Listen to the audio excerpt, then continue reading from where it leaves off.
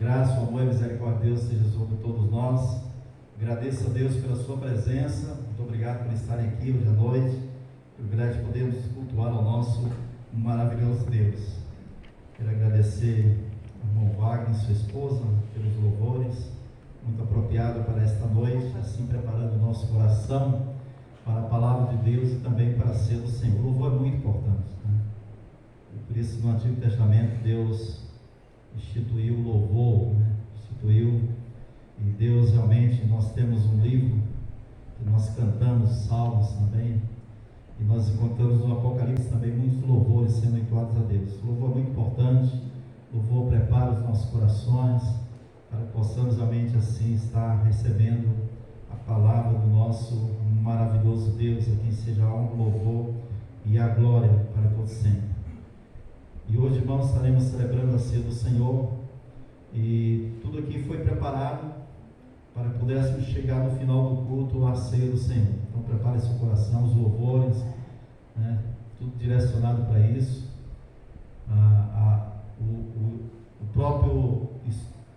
A leitura que nós vimos, né? A leitura também bíblica, é a leitura muito apropriada também para esse assunto, e a mensagem também não vai também ser diferente. Nós vamos chegar também para a mesa que está posta aqui para nós, e precisamos entender e que Deus possa aplicar em nosso coração.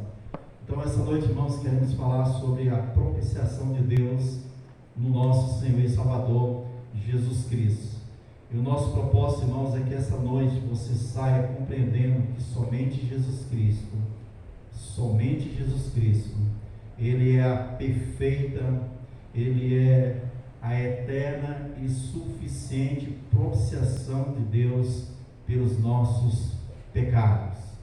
E nós precisamos preparar o nosso coração e dispor-nos a crer naquilo que a palavra de Deus tem a nos falar esta noite. Vamos orar, suplicar para que Deus possa nos abençoar com a sua palavra hoje à noite. Pai, privilégio podemos estar aqui juntos nessa noite. Graças damos a Ti, Senhor, por misericórdia e bondade para conosco. E preparamos isso, Senhor Deus, para a Tua inteira honra, a Tua inteira glória.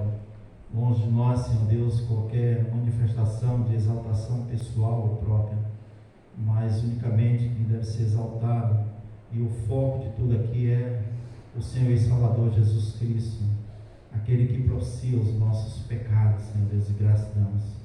Receba este culto, Senhor Deus. Nós pedimos também a ação do Espírito Santo, preparando a nossa mente, dispondo-nos, Senhor Deus, a compreendermos a Tua palavra, e preparando o coração também, Senhor Deus, para que possamos receber a Tua palavra. Constrange-nos pela Tua palavra, move-nos pela Tua palavra, nos ensina, Senhor Deus, nos repreende, nos corrige, nos direciona. Ó maravilhoso Pai, nos quebrante essa noite, por tudo que realmente foi preparado esta noite para a honra e glória do Teu santo nome. Ó Deus, seja o Senhor exaltado, seja o Senhor louvado e engrandecido. É a minha oração, Senhor Deus, em nome do Teu Filho amado Jesus Cristo, a quem seja a honra, o louvor e a glória para sempre. Amém. Irmãos, pode um Deus, e esse Deus que eu quero falar aqui é o Deus das Escrituras, o Deus que eu e você adoramos e conhecemos, aquele que nós chamamos que é o único Deus vivo e verdadeiro. Então pode esse Deus que é santo, que é amoroso, que é bondoso, que é compassivo, que é justo, pode esse Deus se irar contra nós? As Escrituras dizem que sim, irmãos. As Escrituras afirmam esta verdade. Então tudo que se opõe ao caráter moral santo e justo de Deus, então não é alvo da ira de Deus. Nós vimos isso no domingo passado de forma bem detalhada. Nós vimos que realmente o nosso Deus, Ele é pleno de amor, de santidade, de justiça e de bondade, mas é um Deus que se ira contra tudo aquilo que vai confrontar o seu caráter, um caráter que é plenamente santo e justo. Em Mateus capítulo 21, verso 12 e 13, há um texto que às vezes as pessoas passam olhando o Novo Testamento e se assusta e pergunta como é que pode Jesus agir dessa forma. E diz que, e entrando Jesus no templo de Deus, e expulsou todos os que vendiam e compravam no templo, e derribou as mesas dos cambistas e as cadeiras dos que vendiam pombas, e disse-lhe: está escrito, a minha casa será chamada casa de oração, mas vós a tendes convertido em covis de ladrões. E esse Jesus, pleno de amor, de bondade, misericórdia e justiça, e porque é um Deus todo-poderoso, também se indigna contra tudo aquilo que confronta o seu caráter moral, santo e justo. Irmãos, então nós queremos propor nessa noite, apresentar as Escrituras, que somente esse Jesus Cristo, da qual nós rendemos a Ele toda a honra e glória, e cremos que Ele é o nosso Senhor e Salvador, Ele é a perfeita, eterna e suficiente propiciação de Deus pelos nossos pecados. E eu quero primeiramente mostrar como era a propiciação no Antigo Testamento. E é claro que eu não vou tentar aqui detalhar tudo, mas mostrando aquilo que é necessário para compreendermos essa verdade. E o texto que eu quero que os irmãos abram suas Bíblias e podem acompanhar na projeção, está em Hebreus capítulo 9, a partir do verso 1 até o verso 7. O autor de Hebreus, no capítulo 9, ele vai tratar aquilo que eu vou tratar hoje à noite para os irmãos, e eu vou fazer alguns detalhes aqui que a carta de Hebreus não coloca, porque o autor não viu isso necessário para o seu público na época, mas para aqueles que não conhecem a questão um pouco do Antigo Testamento, a propiciação do Antigo Testamento, acredito que faz necessário nós apresentarmos isso hoje à noite e entrarmos um pouco mais de detalhe, da qual Hebreus apenas ele passa por cima nesse sentido. Então, Hebreus capítulo 9, a partir do verso 1 até o 7, nós podemos ler na palavra do nosso Deus que diz: ora, também o primeiro tinha ordenança de culto divino e um santuário terrestre, porque um tabernáculo estava preparado, o primeiro, o que havia e em que havia o candeeiro e a mesa e os pães da propiciação, e ao que se chama o santuário. Mas depois do segundo véu estava o tabernáculo que se chama Santo dos Santos, que tinha o incenso de ouro e a arca do concerto, coberta de ouro todo em redor, em que estava um vaso de ouro que continha o maná, e a vara de Arão que tinha florescido, e as tábuas do concerto ou da aliança, e sobre a arca os querubins da glória, que fazia sombra no propiciatório, das quais coisas não falaremos agora particularmente. Ele diz, ele não vai entrar nesse detalhe, mas eu vou ter que fazer esse detalhe aqui, tá bom? E aí no verso 6 ele diz: ora, estando estas coisas assim preparadas, a todo tempo entravam os sacerdotes no primeiro tabernáculo, cumprindo os serviços. Mas no segundo, só o sumo sacerdote, uma vez no ano, não sem sangue, que oferece por si mesmo e pelas culpas do povo. Então, irmãos, o que o autor de Hebreus está tentando lembrar aqui, está lembrando aos seus ouvintes que compreendiam muito bem o que ele estava falando, e nós precisamos compreender também essa verdade. Irmãos, nós precisamos entender que após a libertação do povo lá da escravidão do Egito, pela liderança de Moisés, esse povo realmente foi caminhar na terra do deserto para chegar na terra prometida. Mas esse povo realmente, ele chega no lugar e Moisés sobe ao monte Sinai para receber as tábuas da lei, do concerto, da aliança de Deus com o seu povo. E é dito, irmãos, que Deus, ele toma a iniciativa, e Deus revela isso a Moisés. Deus toma a iniciativa de habitar no meio do seu povo, do povo de Israel. E lá em Êxodo capítulo 25, a partir do versículo 1 ao versículo 22, está bem claro de que Deus diz para Moisés: olha, eu quero habitar no meio do meu povo, eu vou habitar no meio do meu povo. E como símbolo da habitação de Deus no meio do seu povo, Deus, ele pede que Moisés construa um santuário, ou um tabernáculo. Êxodo capítulo 25, versículo 8 e 9, vocês podem acompanhar pelas partes lá do texto, e diz assim: e me farão um santuário, e habitarei no meio deles, conforme tudo que eu te mostrar, para modelo do tabernáculo, e para modelo de todos os seus móveis, assim mesmo o farei. Então Deus, ele vai dar a Moisés todos os detalhes da construção desse santuário, desse tabernáculo.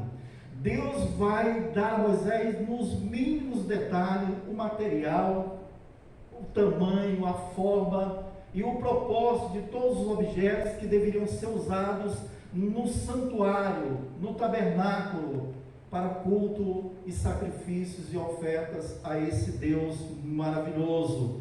E Moisés tinha que obedecer isso de forma bem detalhada. Enquanto quando chegamos lá em Êxodo, vamos do capítulo 25 até o capítulo 31 de Êxodo, você vai poder notar todos esses detalhes, todas essas prescrições que Deus dá a respeito do tabernáculo ou do santuário. Agora também, nesse texto, podemos notar lá em Êxodo, que Deus também estabelece Arão, que é o irmão de Moisés, da tribo de Levi, e os seus filhos como sacerdotes. Aquele grupo de pessoas que vão ficar responsáveis pelas ofertas, pelos sacrifícios, pelo culto ser apresentado no tabernáculo a Deus. É Deus quem escolhe também o sacerdote.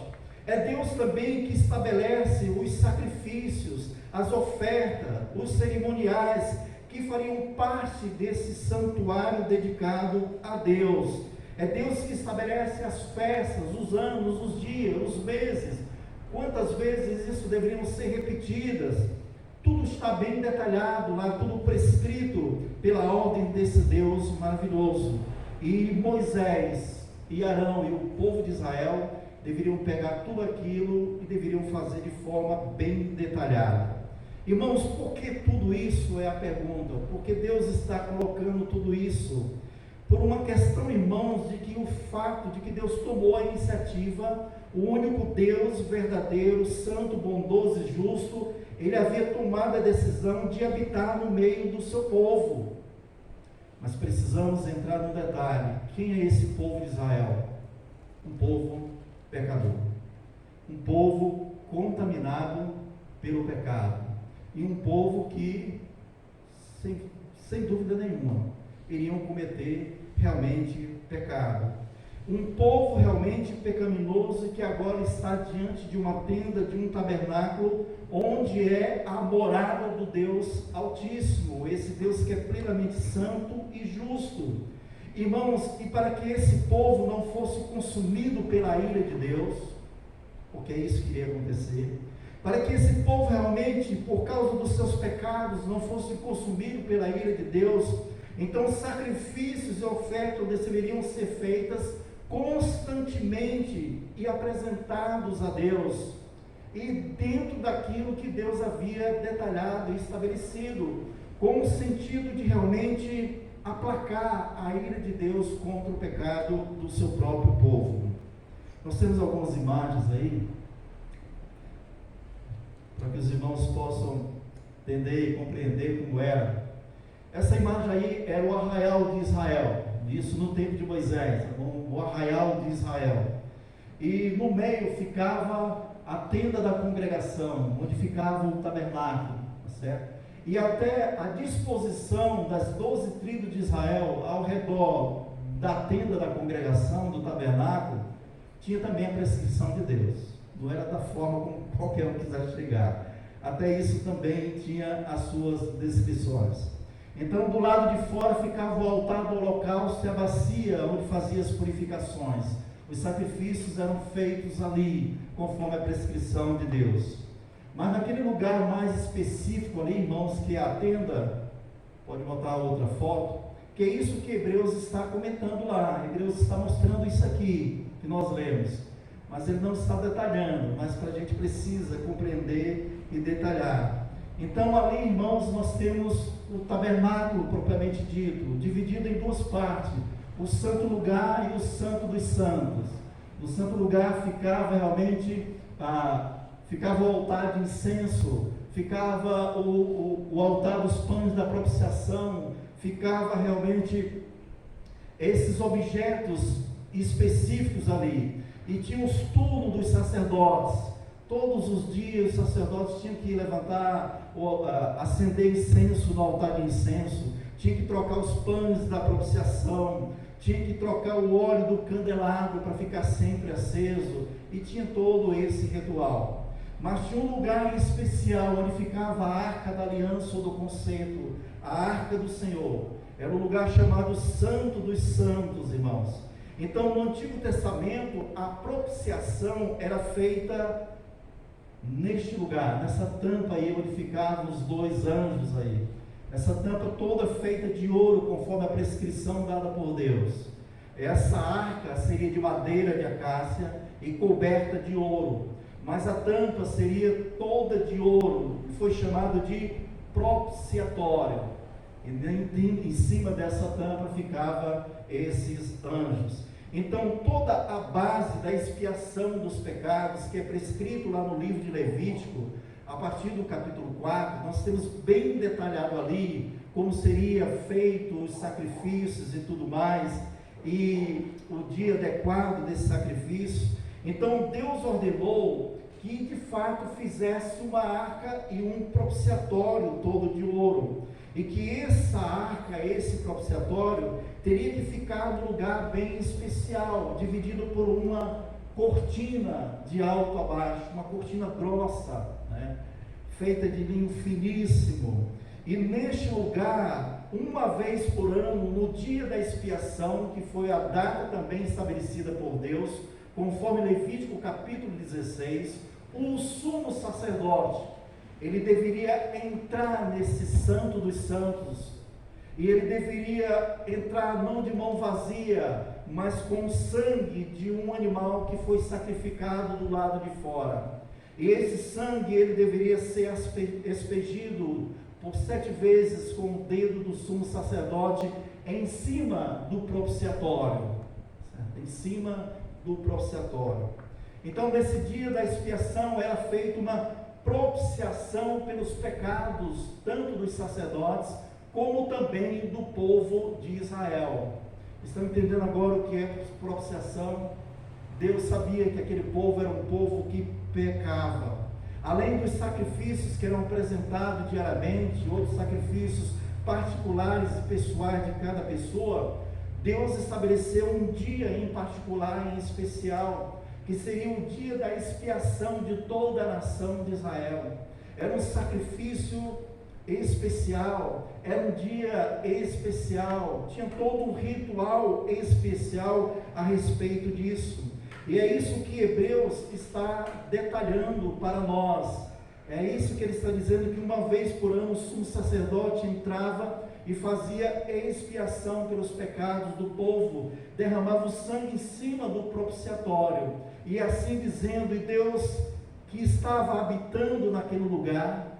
Lembramos que a indicação da habitação de Deus é que ficava uma nuvem sobre o tabernáculo, representando a glória do Senhor, a glória do Senhor.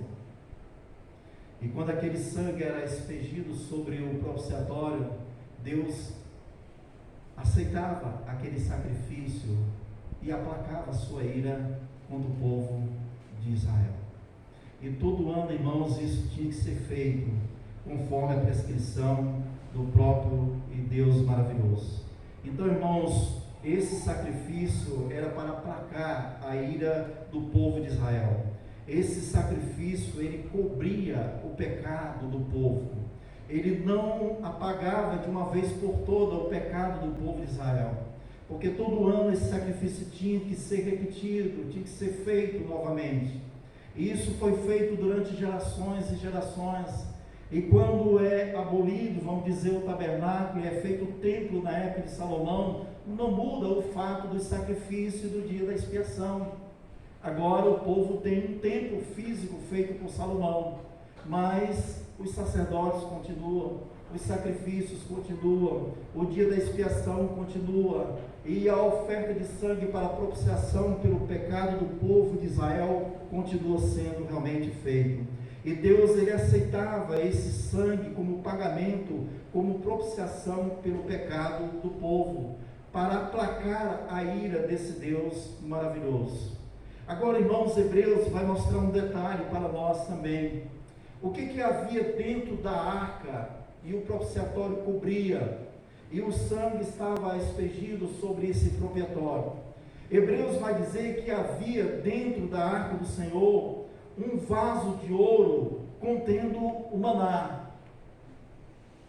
Os irmãos lembram de Êxodo capítulo 16, versos 32 a 33, quando o povo estava caminhando no deserto, e o povo começou a murmurar, a reclamar, e Deus estava sustentando o povo com o maná que descia do céu, representando realmente a providência de Deus. Deus estava protegendo o povo de Israel, o seu povo. Deus estava dando o maná que descia do céu, todo dia pela manhã, o povo recolhia esse maná, fazia bolos, fazia pães e se alimentava. Mas chegou uma época, esse povo ele começou a reclamar, murmurar da providência de Deus. E esse povo dizia: nós temos saudade do Egito, como nós comíamos carne nas nossas panelas. Não nos faltava, e nós estamos comendo esse maná. Desprezaram a providência de Deus e cometeram um pecado de rebelião contra esse Deus. E esse maná, Deus pede que ele seja colocado dentro da arca da aliança, e o propiciatório fica dentro. Mas também havia a vara de Arão, Hebreus capítulo, conforme Números capítulo 17, versículo 10, lembra lá que houve realmente um homem chamado Coré, Datã e Abirão, e Coré era da tribo de Levi, e esses homens se rebelaram contra o sacerdócio estabelecido por Deus, o sacerdócio de Arão. Esses homens disseram: por que tem que ser Arão o sacerdote? Ora, porque foi estabelecido por Deus e pronto. Mas houve outra rebelião, se rebelaram contra aquilo que Deus havia estabelecido como o sacerdócio. E o sacerdócio era aquele responsável em apresentar o sacrifício a Deus, era aquele mediador entre Deus e o homem. E aquele povo se rebelaram contra esse mediador, essa mediação estabelecida pelo próprio Deus. Mas também havia na tábua, havia também na arca da aliança, a tábua da lei, com os mandamentos do Senhor, nosso Deus Todo-Poderoso. Irmãos, o que nós podemos aprender ou tirar como lição para isso? Irmãos, não somos diferentes de Israel. Como Israel, irmãos, no caso do maná no deserto, quantas vezes nós pecamos contra a providência de Deus na nossa vida? Vamos refletir. Quantas vezes nós murmuramos, reclamamos, nos rebelamos contra a provisão de Deus na nossa vida? Quantas vezes? Quantas vezes, irmãos, nós nos rebelamos contra a mediação estabelecida por Deus, e nós não temos aqui Arão ou a descendência do sacerdócio levítico, nós temos o próprio Senhor e Salvador Jesus Cristo. Será que estamos contentes com a mediação do sacerdócio de Cristo Jesus? Ele que media, Ele que é o nosso mediador, é o nosso sumo sacerdote. Será se também nos rebelamos contra Cristo Jesus? E aqueles que não creem no Senhor e Salvador Jesus Cristo, que a Bíblia diz que é o único mediador entre Deus e os homens, continuam rejeitando a mediação de Cristo Jesus, continuam pecando contra Deus, se rebelando contra Deus, aceitando outras mediações e rejeitando a mediação que foi estabelecida por Deus, que é o Senhor e Salvador Jesus Cristo. Nós compreendemos isso daquelas pessoas realmente que são incrédulas, e de fato realmente estão se rebelando contra a mediação de Cristo Jesus, mas precisamos examinar também o nosso coração. Será se alguma vez na nossa vida também não temos duvidado da mediação de Cristo Jesus? Nos momentos de angústia, nos momentos de tribulação, será se não temos realmente buscado outra mediação, outra barganha, para podermos realmente convencer a Deus, ou sermos agradáveis, Deus ser compassivo e agradável a nós? Será se estamos realmente plenamente satisfeitos com a mediação do nosso Senhor e Salvador Jesus Cristo? Ou não estamos caminhando aqui nesse deserto também para a nossa terra prometida, quando Cristo voltar? E será se estamos contentes, satisfeitos com a provisão de Deus na nossa vida, com a mediação que Deus estabeleceu em Cristo Jesus para nós? Mas também os mandamentos, irmãos, estão aí os mandamentos de Deus que nós conhecemos. Quantas e quantas vezes não quebramos o mandamento de Deus, nos rebelamos contra os mandamentos do nosso Senhor e Salvador, do nosso maravilhoso Deus? Então essas coisas que simbolizam a rebelião, o pecado, a quebra da lei do povo de Israel, estão dentro da Arca da Aliança, e o propiciatório está cobrindo isso, e Deus, Ele está indignado com a rebelião desse povo. Deus está indignado com a murmuração desse povo, com a quebra da sua santa e perfeita lei. E o que acontece? Deus é tão gracioso e tão misericordioso que Ele aceita a propiciação pelo sangue que é aspergido no propiciatório. Deus aplaca a sua ira contra a rebelião, a murmuração, a quebra da lei de Deus contra o povo de Israel. Então, irmãos, Deus, Ele estabeleceu pelo sacrifício o meio pelo qual o seu povo fosse perdoado dos seus pecados, fosse reconciliado com Deus, fosse livre da ira de Deus. Por causa do pecado do povo de Israel, a ira de Deus precisava constantemente ser propiciada ou aplacada. Constantemente esses sacrifícios eram feitos. Então, irmãos, o que esses sacrifícios, mesmo com a questão da purificação, mostra que, segundo o Novo Testamento, eles eram insuficientes para aplacar a ira de Deus, eram limitados para aplacar a ira de Deus. Era algo que era temporário e apenas cobria temporariamente a ira de Deus contra o pecado do seu próprio povo. Era uma propiciação insuficiente, era uma propiciação limitada, era uma propiciação finita. Por isso era necessário todo o tempo esses sacrifícios serem realizados para aplacar a ira de Deus. E nós voltamos nessa velha aliança e antiga aliança, de que quando Deus decide habitar no meio do seu povo, quando Deus decide sobre os sacerdotes, quando Deus decide sobre o sacrifício e toda a questão da propiciação, foi, vamos dizer assim, por obra humana. Quando Deus estabelece o tabernáculo, Deus pede que o povo traga os materiais, o ouro, os tecidos, para que o tabernáculo seja executado. Quando Deus estabelece o sacrifício, é o povo que tem que dar o sacrifício, o cordeiro, os bodes, né? Os novilhos, para o sacrifício. Quando Deus estabelece o sacerdote de Arão, né? Que está lá. Então, Deus resolve habitar no meio do seu povo, mas é o povo que constrói tudo para Deus. É o povo que faz tudo ali para aplacar a ira desse Deus maravilhoso. Irmãos, e para onde isso nos leva? Vamos para o Novo Testamento, segunda parte de Hebreus, capítulo 9, versículo de 8 a 14. Para onde isso nos leva? E vai nos levar, irmãos, para o fato de que somente Jesus Cristo é a perfeita, eterna e suficiente propiciação de Deus para os nossos pecados. Hebreus capítulo 9, versículo de 8 a 14, agora vai falar dessa segunda parte que vamos tratar aqui com os irmãos. Hebreus capítulo 9, a partir do versículo 8, diz assim: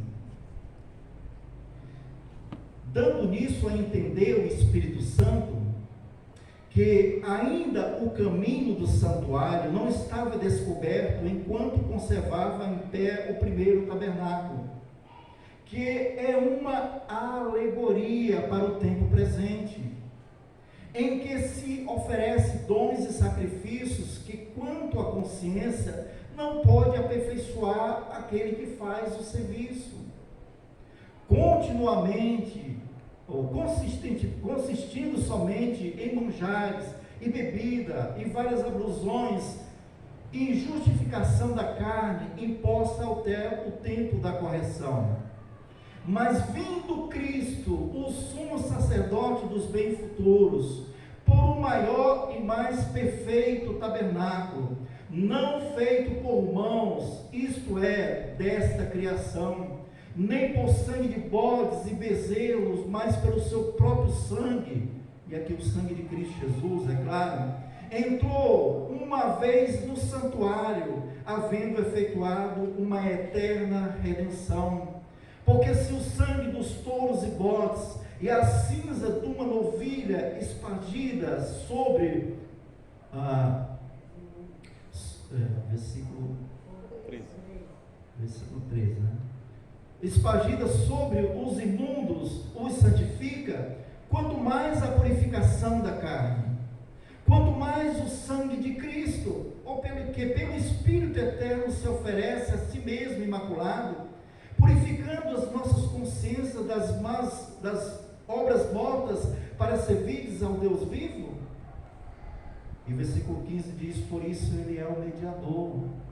Então, irmãos, o que Hebreus quer falar para nós? Precisamos detalhar.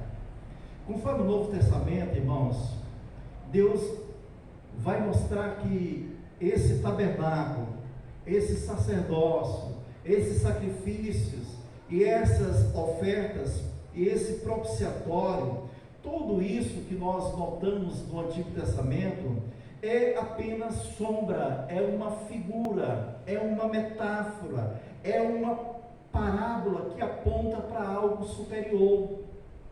Hebreus diz que é uma alegoria, tudo isso é uma alegoria, é uma ilustração, é uma figura. De fato, cobria o pecado do povo? Sem dúvida. De fato, aplacava a ira do povo? Sem dúvida, temporariamente. Mas Deus estava apontando para algo muito mais superior e muito mais eterno e de forma final e suficiente.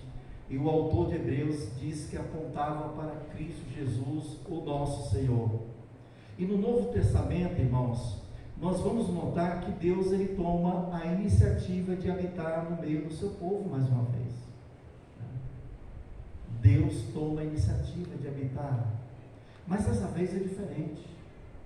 Deus não vai chamar nenhuma pessoa em particular, como ele chamou Moisés, e pedir para que o povo se reúna, e aí junte ouro, junte prata, junte tecidos, linhos, e forme um novo tabernáculo para Deus. Não. O que nós notamos e que Hebreus fala para nós é que desta vez o próprio Deus toma uma forma humana para habitar no meio de nós. O próprio Deus, ele desce a essa terra em forma humana perfeita, sem qualquer mácula do pecado, algo que não foi feito por mãos humanas ou cooperação humana. Note que Hebreus capítulo 9, versículo 11, ele destaca isso de forma bem clara para nós. Ele diz: mas vindo Cristo, o sumo sacerdote do bem futuro, por um maior e mais perfeito tabernáculo, não feito por mãos ou desta criação. Ele está falando da humanidade de Cristo Jesus, está falando do corpo de Cristo Jesus, que é o tabernáculo de Deus no meio do seu povo, que é a habitação de Deus no meio do seu povo.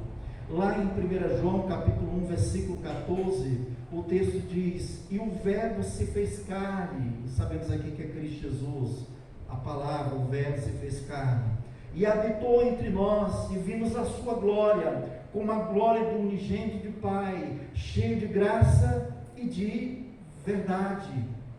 o que o autor de Hebreus está esclarecendo para nós, e o Evangelho de João também, é que Cristo Jesus é o perfeito santuário de Deus, e que sendo esse Cristo Jesus Deus, ele também é homem perfeito e sem qualquer mácula do pecado. Jesus foi concebido de forma sobrenatural e espiritual pelo Espírito Santo de Deus. Não houve uma participação humana no sentido da concepção normal como nós conhecemos e como eu e você vimos a esse mundo. José não participou, da concepção do Senhor e Salvador Jesus Cristo. Deus resolveu habitar no meio do seu povo, não mais como uma antiga aliança, mas através do Senhor e Salvador Jesus Cristo. O texto está mostrando claramente que Jesus é o tabernáculo superior de Deus, que não há outro igual, de que ele é superior àquela do Antigo Testamento, que aquilo é apenas uma sombra a respeito do nosso Senhor e Salvador Jesus Cristo. Mas Deus está dizendo muito mais a respeito de Jesus Cristo, que Jesus Cristo também é o perfeito e santo e sumo sacerdote. Jesus é um sacerdote superior ao sacerdote levita, ao sacerdote de Arão. Jesus é o nosso mediador por excelência, é o nosso Senhor soberano, justo e compassivo, mas também é o nosso grande mediador. Jesus é aquele que entrou onde ninguém entrou, após oferecer a si como sacrifício remidor na cruz do Calvário, como propiciação pelos nossos pecados na cruz do Calvário. A Bíblia diz que ele entrou no Santo dos Santos, no céu, na presença de Deus. Note o que o autor está declarando, que Jesus, ele é o sumo sacerdote. Para entrar na presença de Deus, conforme a prescrição de Deus, tinha que ser alguém estabelecido por Deus, e Deus estabeleceu o seu Filho, Cristo Jesus, como sumo sacerdote. E que esse sacerdote da antiga aliança, do sacerdócio levítico, eles precisam passar por um ritual de purificação, precisavam se banhar, se purificar para poder entrar no Santo dos Santos. Mas Jesus não precisou fazer nenhum ritual de purificação, porque Jesus é perfeito, sem qualquer mácula do pecado. É o tabernáculo perfeito de Deus no meio do seu próprio povo. Hebreus 4:4 diz para nós que Jesus Cristo também, irmãos, ele Hebreus 4:4,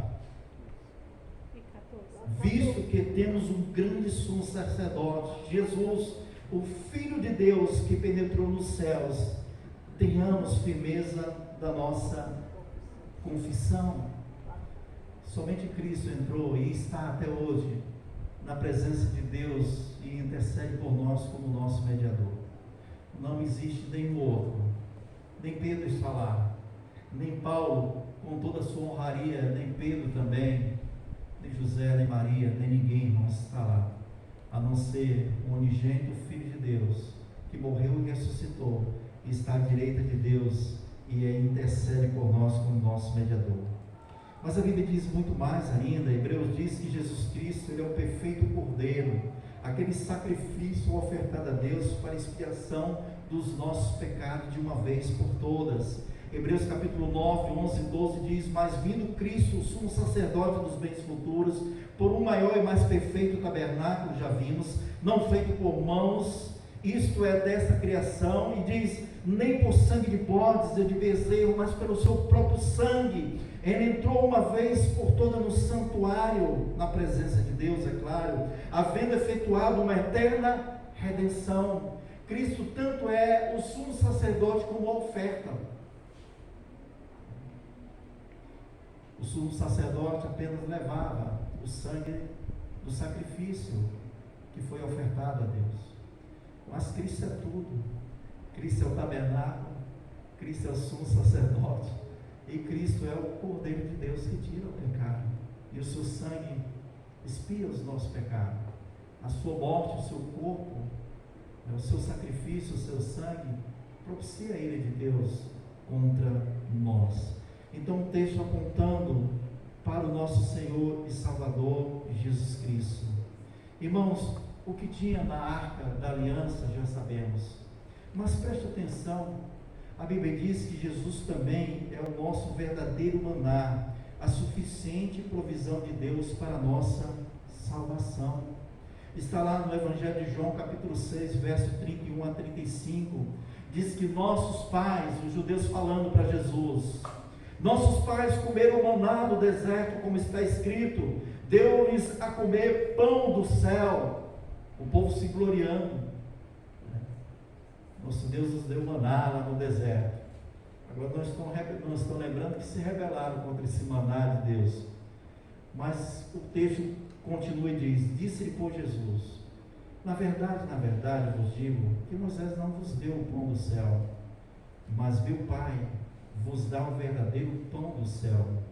Porque o pão do céu é aquele que o pão de Deus é aquele que desceu do céu e dá a vida pelo mundo aqui pessoas. Disseram-lhe, pois, Senhor, dá-nos sempre deste pão. E aí Jesus disse para eles, eu sou o pão da vida, aquele que vem a mim não terá fome, e o que crê em mim não terá sede. Jesus está usando uma figura de linguagem no Antigo Testamento, e Jesus está apontando para si mesmo, diz, olha, aquilo era a sombra, a provisão de Deus para saciar a fome, porque senão o povo morria. E Jesus está dizendo, eu sou o verdadeiro pão da vida, aquele que me recebe por fé, né? Aquele que crê em mim de todo o coração, tem a vida eterna. Mas Jesus Cristo, irmãos, é ainda mais, conforme as Escrituras, aquele que cumpriu perfeitamente a lei de Deus. Romanos capítulo 10, versículo 4, onde eu e você falhamos, e constantemente falhamos, Cristo foi perfeito, cumpriu perfeitamente a lei desse Deus maravilhoso. Romanos 10 e 4 diz, porque o fim da lei é Cristo, para a justificação de todo aquele que crê. Você tem que confiar em Cristo Jesus de todo o teu coração. Ele é a suficiente provisão de Deus para a tua salvação, e não há outro. Não há outro que vai matar a tua fome de salvação. Não há outro que vai matar a tua sede de salvação. Jesus Cristo também disse que é a água da vida eterna. Não há outro. E algo que o homem é necessitado é de redenção, é de salvação. E Deus proveu, tomando uma forma humana, habitando no meio de nós, e Ele veio para saciar a fome de salvação daquele que verdadeiramente tem fome de salvação, a sede daquele que está sedento de redenção, de misericórdia e perdão de Deus. E é em Jesus Cristo, e é em Jesus Cristo. Jesus Cristo, Ele é aquele que cumpriu perfeitamente a lei de Deus, que eu e você não podemos cumprir. Nós só temos um jeito, é nos apropriarmos da justiça de Cristo Jesus, é crermos em Cristo Jesus, confiarmos nele como nosso substituto, como nosso representante perfeito, que cumpriu os mandamentos por nós que não podemos cumprir esse mandamento. E Jesus, esse mandar, esse sacerdote, sumo sacerdote perfeito, esse que cumpriu a lei perfeita de Deus, também é aquele que pelo seu corpo e pelo seu sangue foi oferecido no propiciatório da cruz do Calvário para pagar pelos nossos pecados, para que pudesse aplacar a ira de Deus contra os nossos próprios pecados. Irmãos, somente Jesus Cristo é a perfeita, suficiente, eterna propiciação de Deus pelos nossos pecados. Deus mesmo, Ele propiciou a sua própria satisfação. Não dependeu de mim, não dependeu de você, não dependeu de ninguém. Nenhum de nós temos participação na humanidade de Cristo Jesus. Não tem. Deus não dependeu de ninguém, nada e ninguém. Deus tomou a iniciativa agora, por seu próprio querer, habitou na pessoa do Senhor e Salvador Jesus Cristo. Deus, através de Cristo Jesus, Ele toma a iniciativa de aplacar a sua própria ira. É Deus que tomou a ação, não foi eu e não foi você. Deus que tomou a iniciativa. Ele enviou seu Filho para a propiciação pelos nossos pecados. Hebreus capítulo 13, verso 23 a 26 diz assim para nós: porque todos pecaram, destituídos estão da glória de Deus. Isso aqui é todos, é eu e você, toda a humanidade, pecaram. Estamos longe da glória santa, perfeita e maravilhosa de Deus. O que nos resta é a ira de Deus por causa dos nossos pecados. Mas Ele diz, sendo justificado gratuitamente pela sua graça. Você não paga. Quem pagou foi Deus. Um alto preço pela propiciação dos nossos pecados. Ofereceu o seu próprio Filho em sacrifício por nós. Pela redenção que há em Jesus Cristo, em Cristo Jesus, a qual Deus propôs para propiciação pela fé no seu sangue, para demonstrar a sua justiça, pela remissão dos pecados dantes cometidos, sobre a paciência de Deus, para demonstração da sua justiça nesse tempo presente, para que Ele seja justo e justificador daquele que tem fé em Cristo Jesus. Irmãos, Deus, Ele é justo. E o que o texto está dizendo é que Deus mostrou publicamente para o mundo a manifestação da sua justiça na crucificação de Cristo Jesus. Deus não escondeu isso. Todo mundo sabe da crucificação de Cristo Jesus. Todo ano, através de vários meios, é nos lembrado sobre o sacrifício de Cristo Jesus. E hoje vamos estar lembrando aqui do sacrifício de Cristo Jesus na ceia do Senhor. Deus mostrou publicamente a sua justiça, aquilo que aplacou a sua ira, o sacrifício de Cristo Jesus, o nosso Senhor e Salvador. Irmãos, há uma citação belíssima de J.I. Packer, eu queria ler aqui para os irmãos acompanhar, e note o que ele diz de forma maravilhosa. Ele diz, o Evangelho nos fala que nosso Criador se tornou nosso Redentor. Anuncia que o Filho de Deus tornou-se homem por nossa causa e para nossa salvação, e morreu na cruz para nos salvar da condenação eterna. A descrição básica da morte salvadora de Cristo na Bíblia é propiciatória, isto é, anula a ira de Deus contra nós, apagando nossos pecados de sua vista. A ira de Deus é a sua justiça reagindo contra a injustiça. Ela mostra em si a justiça punitiva. Mas Jesus Cristo nos livra do pesadelo, da expectativa, da justiça punitiva, tornando-se nosso substituto. Em obediência à vontade de seu Pai, e recebendo em nosso lugar o salário do nosso pecado. Desse modo foi feita a justiça, e os pecados de todos que serão perdoados foram julgados e punidos na pessoa de Deus, o Filho. E é nessa base que o perdão é oferecido a nós, os pecadores. Por amor redentor e a justiça punitiva, juntaram as mãos, por assim dizer, no Calvário, pois lá Deus se mostrou justo e justificador daqueles que têm fé em Jesus Cristo. O que Deus pede, irmãos? Deus não pede esse sacrifício. O sacrifício já foi feito, suficiente, perfeito e eterno. E porque Cristo morreu só uma única vez, ressuscitou, acabou-se. Deus pede que você disponha o seu coração em fé daquilo que Ele apresenta como propiciação pelo seu pecado. Jesus Cristo, Senhor. Confiar de todo o coração, sentir satisfação de salvação na pessoa do Senhor e Salvador, Jesus Cristo. Para concluir, eu quero citar outra citação, dessa vez de John Wright, que ele diz: a doutrina da propiciação é precisamente esta, que Deus amou tanto os objetos de sua ira, e eu me coloco aqui, que deu o seu próprio Filho com a finalidade de, pelo seu sangue, propiciar a remoção desta ira. Cristo solucionou de modo o problema da ira, que amados não são mais objetos dela. E o amor pode alcançar o seu objetivo de transformar filhos da ira em filhos do prazer de Deus. Irmão, louvado seja o nosso Senhor. A Ele toda a honra e toda a glória. É inconcebível não nos encher de gratidão e de alegria diante do que a Bíblia apresenta sobre o Senhor e Salvador Jesus Cristo. Nós estávamos perdidos, irmãos. Éramos por natureza filhos da ira, como diz a Escritura.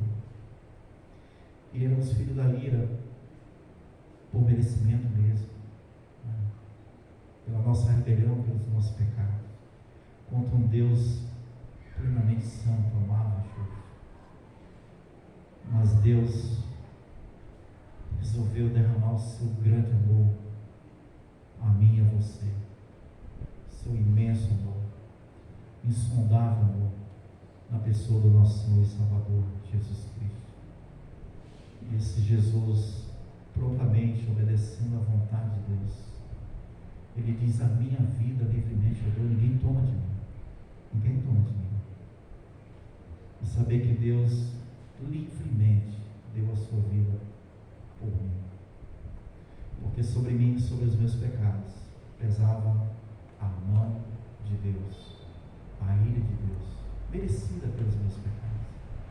Mas Deus resolveu que esse objeto da ira de Deus, que sou eu, agora propiciado pelo sangue de Cristo Jesus, pudesse ser agora objeto do amor, do prazer desse Deus maravilhoso. A Bíblia deixa bem claro, irmãos, que somente Jesus Cristo, Ele é a perfeita, eterna e suficiente propiciação de Deus, né, pelos nossos pecados. Creia em Cristo de todo o teu coração. Não duvide da provisão de Deus em Cristo Jesus. Ele é o pão da tua vida. Não duvide da mediação de Cristo Jesus. Ele é o teu único sumo sacerdote. Ele é aquele que está à direita de Deus, que entrou no Santo dos Santos. Você não tem outro mediador.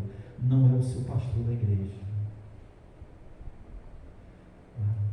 Não é o bispo, não é o papa, não é quem quer que seja. Não é o santo. O santo reconhecido aí. Somente Jesus Cristo é o teu mediador. É aquele que está à direita de Deus e intercede por ti. É aquele que morreu pelos teus pecados, que apagou, que não cobriu, ele apagou de uma vez por toda a ira de Deus sobre as nossas vidas. Ele é aquele que cumpriu perfeitamente todos os preceitos da lei de Deus, sem falhar em nada. E eu posso crer na justificação em Cristo Jesus, meu Salvador. Ele me reconciliou com Deus. Ele nos reconciliou com Deus. O que eu faço com tudo isso, pastor? Que eu possa, cada vez mais, ser grato a Deus. Devotar a minha vida a esse Deus. Não como pagamento por nada, porque nós não podemos dar nada, irmãos, que chegue a uma palha sequer do que Cristo, do que Deus já fez por nós. Mas por gratidão, por amor, por devoção a Deus. Entregar a nossa vida a Deus. Entregar os nossos dons e talentos para Deus. Entregar realmente o nosso culto a esse Deus maravilhoso. De podermos chegar na presença de Deus, da igreja local, e dizer: Senhor, eu estou aqui, plenamente grato pela propiciação pelos meus pecados.